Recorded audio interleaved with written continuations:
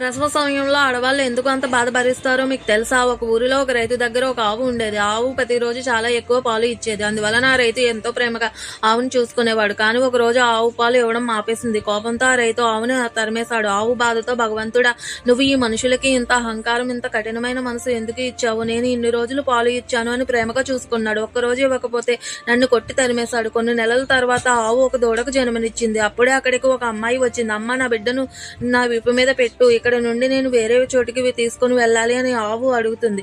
అప్పుడు చీచి, నీ బిడ్డ చూడడానికి దరిద్రంగా, చండాలంగా ఉంది. నేను దీనిని పట్టుకొని నీ వీపు మీద పెట్టాలా అని అవమానిస్తుంది. ప్రసవ సమయంలో నేను ఎంతో నొప్పిని భరించి అలసిపోయి నిన్ను సహాయం కోరాను. నన్ను, నా బిడ్డను నువ్వు అవమానించావు.